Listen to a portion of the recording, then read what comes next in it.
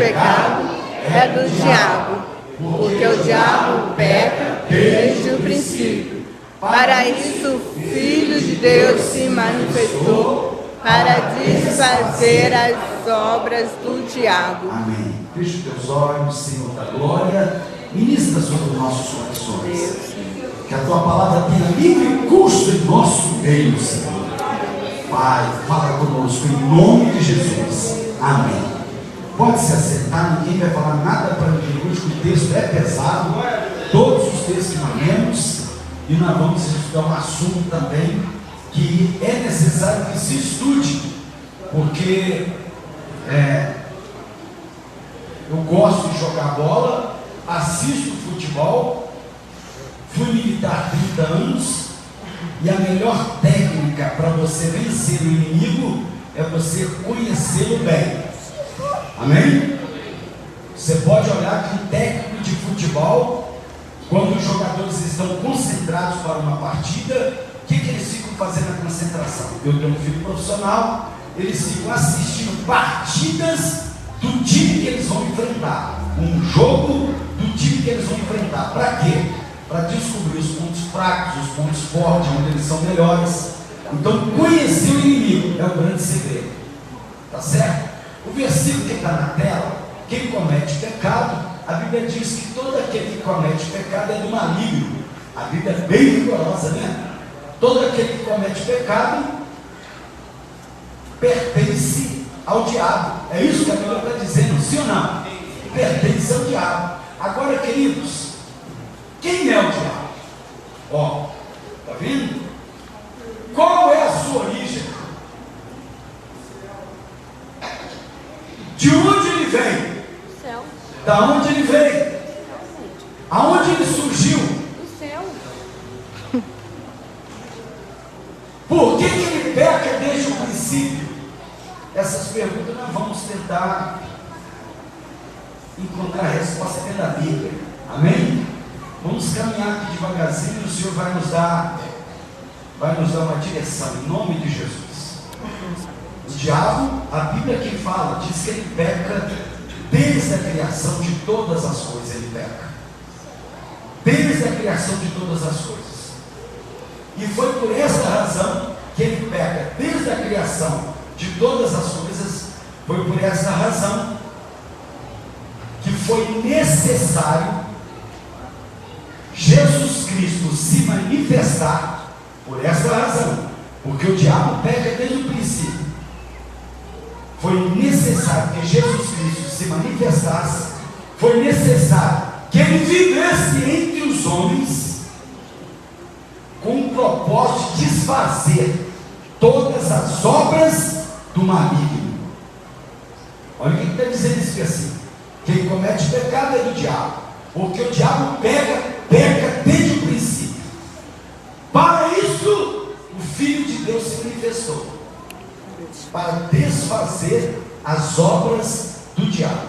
Então ele peca desde o princípio, e por causa disso houve necessidade de Jesus se manifestar. Para quê?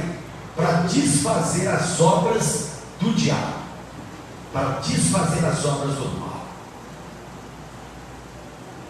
Não pense você que ele não existe. Escuta o que eu vou te falar. O diabo, ele é pessoa e ele é real. Quando ele quer, ele se manifesta numa pessoa. Ele é espírito, mas quando ele quer, ele toma o corpo de quem quer que seja. Então não brinque com ele, porque ele é real. É muito comum, principalmente as pessoas mais avançadas em cultura, em conhecimento, você começar a falar do diabo e a pessoa diz: não, isso aí é lenda. Quantas vezes eu já ouvi? Não, o diabo é lenda. Você sabe o que é uma lenda, não sabe? A lenda do Saci Pererê, a lenda do sítio do Pica-Pau Amarelo. Quando você chega na pessoa mais culta, aí eles te dão a resposta: não, o diabo ele não existe, ele é uma lenda. É muito comum ouvir isso. Eu já ouvi várias vezes, mas eu quero declarar nessa noite: ele é real, ele pode manifestar num corpo e ele é extremamente perigoso. Os irmãos estão entendendo? Diga amém? Amém. Extremamente perigoso. Adversário de Deus. Vai contra tudo o que Deus faz. Tudo o que Deus faz, o diabo vai contra. O diabo ou Satanás, ele é mencionado só no Novo Testamento 74 vezes. A palavra diabo ou Satanás no Novo Testamento. Não me referi ao Antigo, também fala diversas vezes, mas se fala dele no Novo porque ele é real e extremamente perigoso. Vocês estão entendendo até agora? Diga amém. Amém. Alguém abra para nós, por gentileza, João 8:44. Bem rápido. Se bater na tela primeiro, João 8:44. Vós tendes por pai ao diabo, e quereis satisfazer o desejo de vosso pai. Ele foi homicida desde o princípio e não se firmou na verdade, porque não há verdade nele. Quando ele profere mentira, fala do que lhe é próprio, porque é mentiroso e pai da mentira. Amém? Então, olha o que a Bíblia fala sobre ele. A Bíblia, o Senhor Jesus, dizendo que ele não se firmou na verdade. Agora, cabe aqui uma explicação. Eu comentei no início que ele peca desde o princípio. Mas deixa eu abrir um parênteses aqui. Este versículo diz: não se firmou na verdade. Ou seja, por algum momento ele estava na verdade. Vocês concordam com o pastor? Sim ou não? Se a Bíblia diz que ele não firmou nela, mas ela descreve que ele estava na verdade. Não se firmou porque não quis, irmãs e irmãos. Vê se não está dizendo isso bem claro nesse texto. No princípio, ele está dentro da verdade, mas ele não conseguiu se firmar, ele não conseguiu criar raízes dentro da verdade. E esse foi o erro dele. Esse foi o erro do inimigo das nossas almas. Por um momento ele andou na verdade, mas ele não conseguiu firmar raízes, fazer raízes na verdade. E a Bíblia diz que ele é o pai da mentira. Se ele é o pai da mentira, porque não firmou os seus pés na verdade. Não firmou os seus pés na verdade. Então, se tem alguém mentiroso no nosso meio, me perdoa, lá vai uma sapatada na canela muito forte. Deus não é o teu pai. Ah, paizinho soberano. Mentiroso, o seu pai, o nome dele é Satanás. Me perdoa. Se você ama mentira, se você gosta, não, pastor, uma mentirinha que não tem, o teu pai não é o Deus que nós servimos. Porque o pai da mentira, a Bíblia diz que ele fala do que ele é próprio. E o que ele é próprio? A mentira, o engano. E o que ele mais faz é enganar o homem. E quando o homem está no fundo do poço, deixa eu usar aqui a expressão da Igreja Universal, ele abandona o homem e deixa o homem sozinho. Inclusive vai acontecer na escatologia, ele vai abandonar o próprio, ele vai abandonar a besta, vai abandonar o próprio anticristo. Quando as coisas apertar para o anticristo, ele vai abandonar. Então, amados, vamos dar uma estudada para ver se tudo era assim. No princípio não era assim. Por isso que eu li João 8:44. Ele caminha pela verdade, mas ele não firma os seus pés na verdade. Mas no princípio não era assim, não, pastor? Não era Satanás? Não, no princípio não era. Então como é que ele era? Alguém abra para mim o texto que nós lemos na leitura bíblica, Ezequiel 28:12. Olha para você ver quem era ele. Por isso que é importante conhecer quem é o inimigo, para saber como lidarmos com ele. Por isso que eu levei vocês ao raciocínio do futebol. O técnico mostra partidas e mais partidas do time que ele vai enfrentar. O jogador tem muita tatuagem, porque o técnico não botou ele para assistir a partida do time adversário. Aí sobrou tempo, eles ficam ansiosos, vai fazer tatuagem dentro da concentração. É isso aí, meu filho convive lá no meio e fala desse jeito, pai. Mas quando o técnico pega a preleção, deixa dormir tarde, meia-noite, até meia-noite assistindo. Vamos assistir para a gente ver onde está o erro do adversário. Eles começam a conhecer muito bem o inimigo, o adversário, e provavelmente vão conseguir um êxito naquela partida de futebol.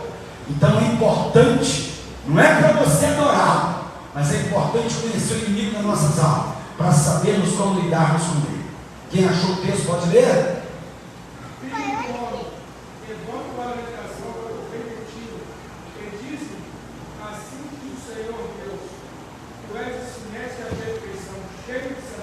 Só um minutinho para devagar agora.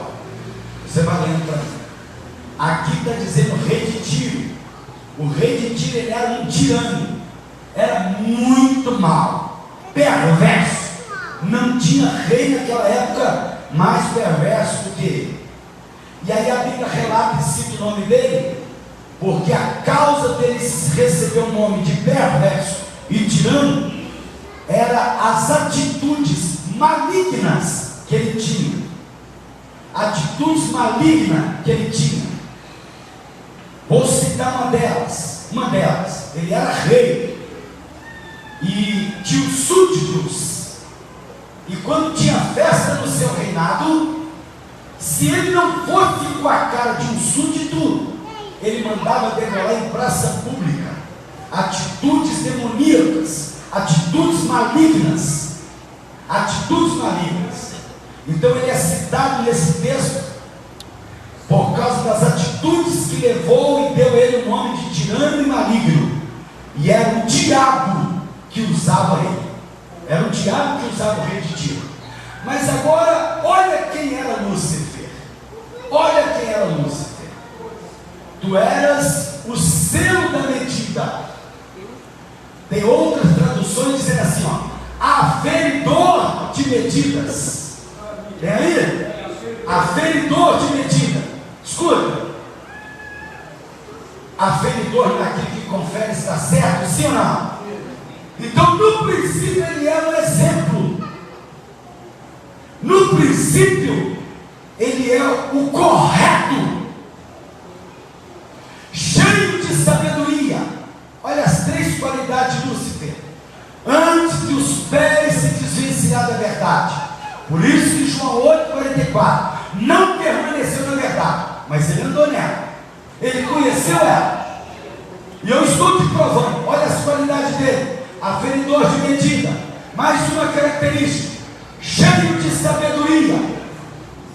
Olha outra característica. Perfeito em formosura. Lindo. Esplêndido em beleza. Então, no princípio, não era o que nós estávamos comentando. Agora, o que faz, irmãos? O que aconteceu com esse anjo, com esse querubim ungido? O que aconteceu? Alguém abre para nós. Ezequiel capítulo 28. É só dar a sequência. O versículo 13 e o versículo 14. Quem era? Onde Lúcifer estava?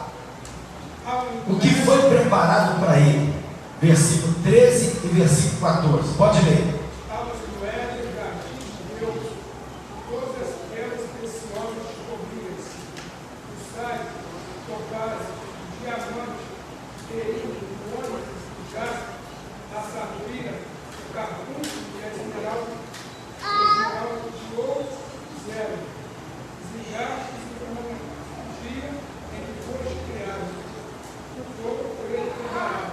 Amém? Olha onde ele habitava. E alguns teólogos classificam, apesar de ter a palavra Éden, daqui a pouquinho nós vamos conversar, que eu vou utilizar essa palavra, por isso que eu pedi para fazer essa leitura.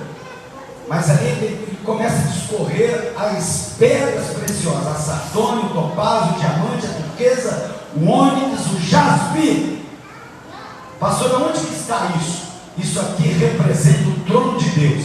Daí a ideia que os teólogos dizem que ele era o braço direito de Deus, assistia a Deus no seu trono. E faz sentido, porque Isaías capítulo 6 tinha 6 asas, com 2 cobriu o rosto, com 2 cobriu os pés. O altar é o ponto de Deus, é o trono de Deus, e voava ao redor do trono de Deus, dizendo: Santo, Santo, Santo. Quem fazia isso? Ali. Essas pedras preciosas eram o símbolo do trono de Deus, onde era a morada do Altíssimo. Então, quem era ele? É aquele que assiste a Deus no seu trono, pessoalmente. Qualquer general de exército, presta atenção, olha que coisa interessante. O cara saiu general, coronel, fundo, 3 gemadas, 3 negócios amarelos aqui, ó, as estrelas amarelas aqui, cheias, a gente chama de gemada, 3 gemadas de cada um. Próximo posto é general. Todo general, ele foi promovido a general, ele tem direito a um cordinha. O que é cordinha, pastor? Olha que absurdo, irmãos. Um coronel só para carregar a pasta do general. Não estou brincando. Só cuida da agenda do general, dá conta da vida dele, até da vida particular. Não, general, excelência, sábado o senhor vai à missa com a sua esposa e dá horas assim. Então não posso. Ele está lá conversando e o cordinho fica do lado. Escuta, irmão, carrega a pasta do general para tudo lá. O general solta com a varinha, tipo a varinha de maestro. Viu alguém dentro do quartel com a varinha na mão, pode estar até com a faca verde, é general. Só o general que anda com a varinha. Ou o maestro. Maestro geralmente é barrigudo e careca. Você vai decifrar rapidinho. Não, se ele fosse o quartel, olha aí a característica. Irmãos, o que o cordinha faz? Assiste o general 24 horas. Nenhum coronel quer ser cordinha. Agora escuta o segredo. Por que eles aceitam ser cordinha? Só sai general quem foi cordinha. Vocês entenderam? Tudo tem interesse. Então escuta agora. Por que o senhor explicou isso? Tipo Lúcifer era o cordinha de Jeová. Vocês entenderam? Sim ou não? Assistia a Deus no seu trono. E ele conhecia muito bem a Deus. Por que o senhor diz isso, pastor? Até quando Lúcifer permanece perfeito? Vou mostrar para vocês. Até quando ele permanece nessa condição? Leia o versículo 15 para mim, do capítulo 28 de Ezequiel. Versículo 15, Fernando. Coloca a matéria que eu quero ler com a igreja. 1, 2, 3 e já. Vamos. Perfeito era nos teus caminhos, desde o dia em que foste criado. Agora escuta, vamos lá, todos juntos. Até que se achou iniquidade em ti. Amém. Até que se achou iniquidade em ti. Aonde que tem essa iniquidade, pastor? Alguém abre para mim, não anotei, Isaías capítulo 14, versículo 14. Virei mais alto que as mais altas. Ah lá. Tornar-me-ei semelhante ao. Repete de novo, meu filho, bem bonito para eles ouvirem. Virei mais alto que as mais altas nuvens. Tornar-me-ei semelhante ao. Olha aqui, irmãos, o que eu estou falando para a igreja como é verdade. Ele era a cordinha de Deus, conhecia Deus. Aonde que entra a iniquidade? O versículo 14 de Isaías 14. Subirei as mais altas nuvens e serei semelhante a ele. É isso que está dizendo, racional. Por que ele diz isso? Porque ele via a glória que ele recebia. Ele mesmo determinava, voava ao redor do trono dizendo: Santo, Santo. Irmão, a iniquidade, o orgulho entrou no coração. Não, eu também quero esse negócio. Pode tratar de rodar aqui e gritar santo, que eu também sou santo. A iniquidade que entra no coração de você. Até quando ele permanece perfeito? Eu provei para vocês. Estou mostrando para vocês. Ezequiel 28, 15. Aí a iniquidade entra no coração de Lúcifer. Perfeito eras os teus caminhos, desde o dia que foste criado, até que se achou iniquidade. Agora o capítulo 14 de Isaías. Quando que a iniquidade entra? Olha até onde ele permanece perfeito. Subirei às mais altas nuvens, e lá serei semelhante ao Altíssimo. Lá você é adorado. Acabou, irmãos. Amém? Os irmãos estão entendendo? Diga amém. Amém. Por que o coração de Lúcifer permite que a iniquidade e o orgulho entrem? Por quê? Ezequiel 28:17. Quem achou, leia. Ezequiel 28:17. Vai lá, vamos ler, 1, 2, 3 e já. Elevou-se o teu coração por causa da tua formosura. Amém, irmãos? Por que a iniquidade entra?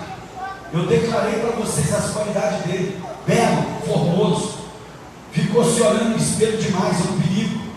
Elevou o seu coração por causa da sua formosura, corrompeste a tua sabedoria por causa do teu resplendor, beleza de novo. As qualidades, as características dele ali, ó, indo por água abaixo. Olha o que o orgulho faz. Por causa da beleza, corrompeu a sabedoria. Por causa do teu resplendor, por terra te lançarei, diante dos reis te pus, para que olhem para ti. Porque o coração dele permite que a iniquidade entre. Toma cuidado, irmãos. A hora que nós chegarmos num patamar que você vai pensar: bom, agora eu estou bem. Toma cuidado. Toma cuidado. Ontem iniciamos a primeira turma, não foi, Carlos? De teologia, nível básico. E no final, no intervalo, veio um aluno e falou: pastor, se o senhor tem todo esse conhecimento, o que o senhor está fazendo dando aula numa turma de básico? Eu olhei para ele e respondi assim: eu estou aprendendo com vocês, eu sei que nada sei. Aleluia, Jesus.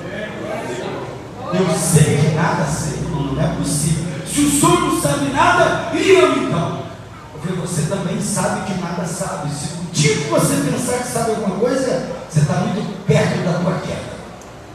O dia que você pensar que você pode alguma coisa, seja certo que você vai cair. Deus, aleluia, Jesus. Tome cuidado com o orgulho. Tome cuidado com o orgulho. Toda vez que eu chegava na sede, ao pastor da catedral, aí eu comecei a falar: catedral não, capelinha. Catedral não, capelinha. Ninguém fala mais catedral hoje. Aí eu já chego ao pastor da capelinha. Agora sim. Amém, irmão? Não é falsa modéstia, não. E vou contar um segredo para vocês. Por que o senhor vai tanto no monte, pastor? Por que o senhor ora tanto? Que eu não me sinto até hoje capacitado para pastorear Correias. Já estou há 14 anos e não me sinto capacitado para pastorear Correias.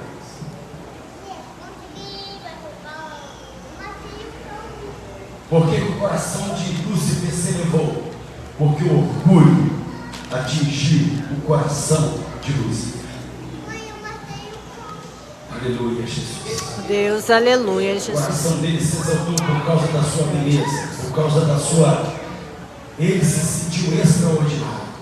Quando Deus, nós aleluia, nos sentimos assim, toma cuidado. Vai para o teu quarto, dobra o teu joelho e fala: Senhor, quebra o meu orgulho. Canta lá o hino do... Lembra o nome do cantor? Lá do Lucina Malafaia. Nani Azevedo. Canta o hino do Nani Azevedo. Não deixe de cantar. Amém? Amém. Aleluia. Glória a Deus. O que houve no céu, irmãos, quando o coração de Satanás deixa entrar em iniquidade? O que aconteceu? O que aconteceu no céu? Alguém abra para mim Apocalipse capítulo 12, versículos 7, 8 e 9. Versículos 7, 8 e 9. 5 para as 9 eu paro e dou a vez, pode ficar tranquilo. O que houve no céu? Apocalipse 7, Apocalipse 12, melhor dizendo, 7, 8 e 9.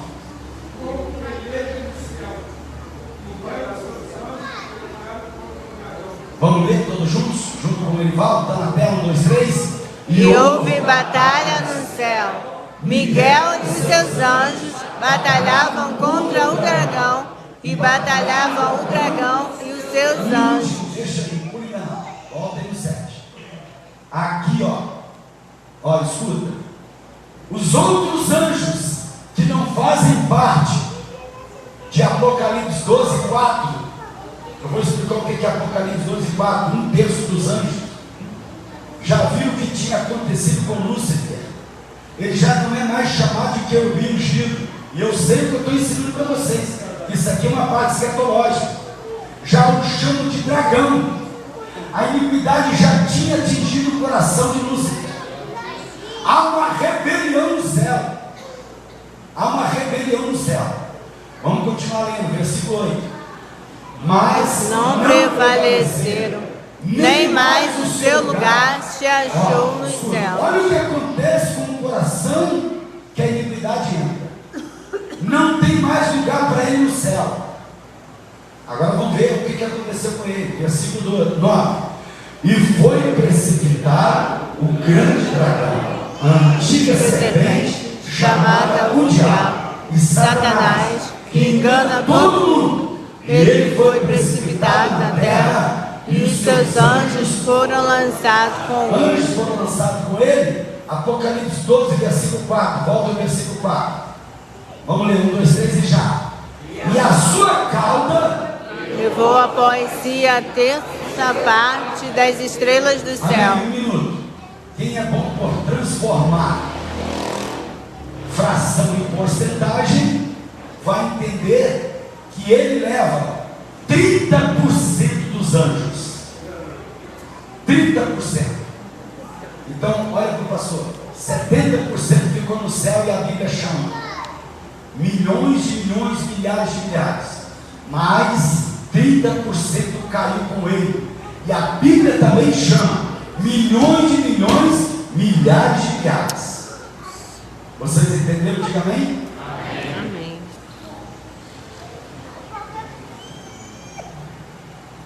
Foi precipitado e jogado na terra. Alguém abra Lucas capítulo 10, versículo 18.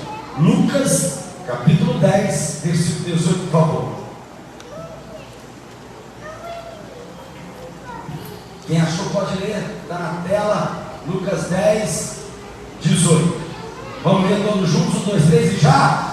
E Disse-lhes: eu via Satanás como um raio cair do céu. Amém? Posso mostrar, Fernando, o que aconteceu quando ele cai? Pode? Posso, irmãos? Abre a Bíblia, primeiro livro da Bíblia, primeiro capítulo, versículo 2. Primeiro livro da Bíblia, Gênesis, capítulo 1, versículo 2. Amém? Vamos ler só a primeira parte, 1, 2, 3 e já. E a terra era sem forma e vazia. Amém? Versículo 1, Fernando, volta. No princípio criou Deus os céus e a terra. Aí o versículo 2 diz: e a terra, olha para o pastor, quantos aqui creem no Deus perfeito? Amém, Jesus. Você crê no Deus perfeito? Amém. Um Deus perfeito criaria alguma coisa sem forma e vazia? Então há um espaço entre o versículo 1 e o versículo 2 de 700 anos. E tem um versículo que antecede o versículo 2, porque a Bíblia não foi escrita na sua ordem cronológica. Coloca para mim, meu filho. Isaías 45, 18. Isaías 45, 18. Vamos ver. Vamos ler todos juntos, 1, 2, 3 e já. Porque assim diz o Senhor que tem criado os céus, o Deus que formou a terra e a fez. Ela confirmou, não a criou vazia. Não a criou vazia. Mas lá no versículo 2 de Gênesis está dizendo, ela sem forma e vazia. O que faz ela ficar sem forma e vazia? A queda de Lúcifer na terra. A queda de Satanás aqui.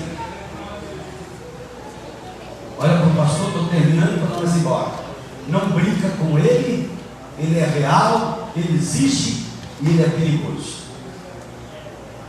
Fica de pé comigo em nome de Jesus.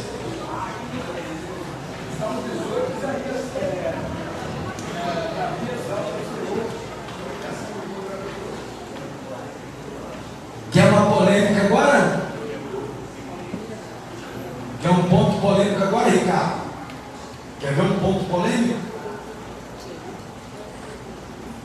Larga o ponto polêmico para lá, que não leva a lugar nenhum, amém? Não leva a lugar nenhum. Mas vocês querem saber, não quer? Mas eu só explico se pagarem a pizza do pastor. Vou escolher um lugar. Amém? Aonde o pecado foi gerado? Não foi no céu, não precisa nem pensar. Mas eu quero que vocês me respondam. Está vendo? Olha que ponto polêmico que o pastor lançou.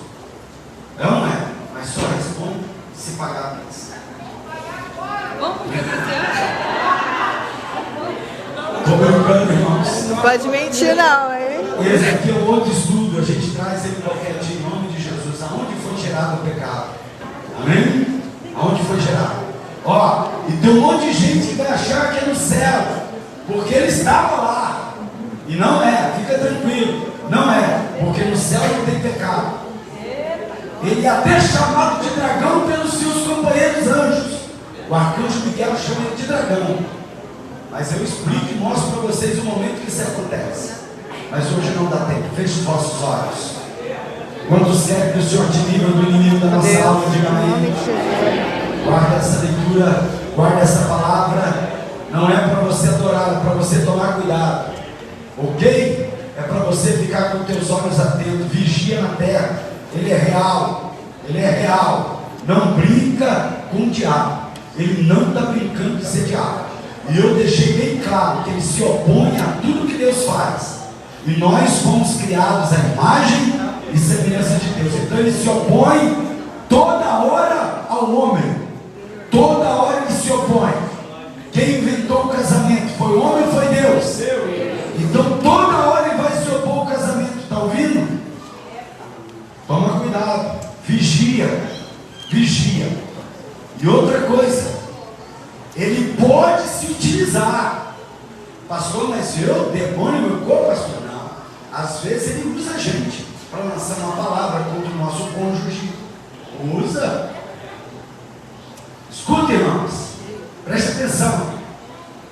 Ele não está preocupado com quem já está com ele. Ele está atrás daquele que ele perdeu. Que nós somos resgatados pelo poderoso sangue de Deus. Aleluia, Jesus. Você toma cuidado, crente. Toma cuidado. Que tem gente dando lugar. Tem gente que dá lugar ao rabu. Você toma cuidado. Eu, pastor, é você mesmo, se você quer. Então você toma cuidado. Não, mas eu sou um santo. Mas tem hora que ele te usa e você dá lugar. E é muito comum. Deixa eu falar uma coisa para vocês. Deus não me deu revelação, Deus não me deu dom de profecia, mas Deus me deu discernimento. Sem discernimento, você não pastoreia.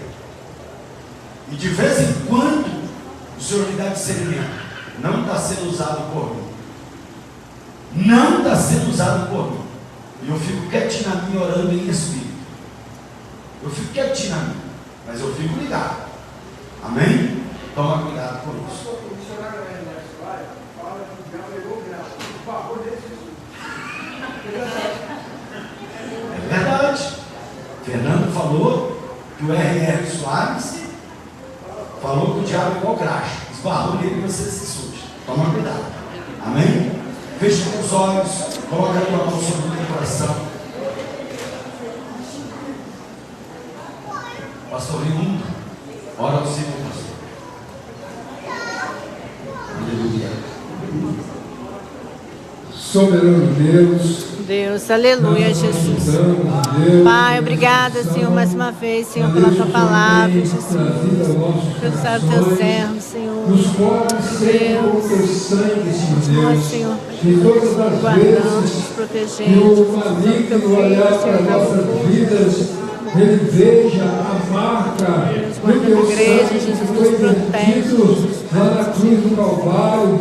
Ó meu Senhor, tenha misericórdia, fica conosco, Senhor Deus, porque sem ti o Senhor mesmo disse que não podemos fazer nada. E ele é um inimigo invisível, Senhor Deus, Sim, meu Deus, aos olhos é verdade, humanos. Mas, Senhor Deus, abre a nossa visão espiritual, para que nós possamos também, ó Deus, ver o mundo espiritual, pois o teu Filho afirmou aqui que ele é real e está, Senhor Deus, presente em todos os momentos. Portanto, meu Senhor, esteja com as tuas mãos estendidas sobre as nossas vidas, nos guardando, nos protegendo, Senhor Deus, de todos os seus dados, de tudo aquilo, Senhor Deus, que Ele trama contra nossas vidas, que seja jogado por terra, mas que a tua igreja, Senhor Deus, permaneça sempre olhando para ti, que é o autor e consumador da nossa fé. Leva-nos na tua santa e maravilhosa paz. Guarda-nos, ó Deus, durante o nosso trajeto, dá-nos uma noite, Deus, de bênção, um sono reparador. É o que te pedimos, ó Deus, e te rogamos, te agradecendo, Senhor, por tudo, no nome de Jesus. Amém. Amém. Vai ligado para a sua casa, porque ele ouviu que nós metemos porrete daqui hoje. Então você fica ligado, amém? E vigia também, fica jogando toda a culpa no demônio também. Toma vergonha na cara, né? E vigia, porque né, a gente que dá brecha. Estenda as suas mãos, Deus abençoe a todos. Eu também lutei para não ministrar, porque, poxa, tem estudo sobre, mas é necessário conhecer o livro. Amém? A graça de nosso Senhor e Salvador Jesus Cristo, o amor de Deus, o nosso Pai, a comunhão e as consolações do Espírito Santo de Deus, seja sobre toda a igreja. Junto nós digamos Amém. Vai em paz, irmãos. Não deixe de estar na quinta-feira na ceia. Deus abençoe a cada um em nome